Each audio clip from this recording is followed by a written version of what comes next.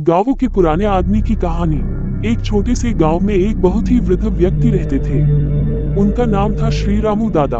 उनका उम्र 85 साल के आसपास थी और वे गांव के सबसे बुजुर्ग व्यक्ति थे। उन्होंने अपने जीवन के अधिकांश वर्ष इस गांव में ही बिताए थे और गांव वालों की तरह ही उनका भी जीवन सादा और शांतिपूर्ण था। रामू दादा का जीवन अनुभवों से भरा हुआ था। वे हर घटना और कहानी के साथ जुड़े हुए थे जो गांव की संस्कृति और परंपराओं को जीवित रखने में मददगार साबित होती थी। उनका मानना था कि ज्ञान केवल किताबों से नहीं बल्कि अनुभव से भी आता है। उनके पास जीवन की छोटी छोटी लेकिन महत्वपूर्ण बातें थीं जो वे हर युवा को समझाते रहते थे। एक दिन गांव में एक नई समस्या आई। गांव के कुएं का पानी सूखने लगा था और गांव वाले चिंता में थे।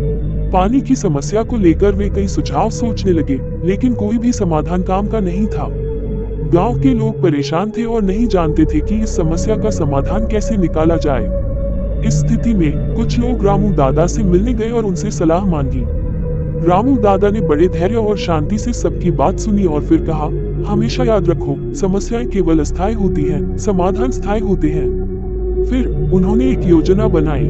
उन्होंने गांव वालों को कुएं के आसपास के पुराने और सूखे पेड़ों को काटने की सलाह दी, क्योंकि ये पेड़ कुएं के पानी को अवशोषित कर रहे थे। इसके बाद उन्होंने एक छोटे से तालाब को खुदवाने की भी सलाह दी जिससे बारिश का पानी संचित हो सके।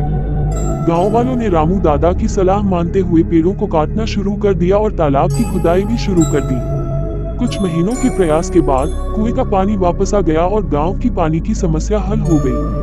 गांव वालों ने रामू दादा के प्रति अपनी कृतज्ञता व्यक्त की और समझा कि सच्चा ज्ञान और अनुभव ही सबसे बड़ा समाधान है। समय बीतता गया और रामू दादा की उम्र बढ़ती रही, लेकिन उनके अनुभव और ज्ञान का महत्व कभी कम नहीं हुआ।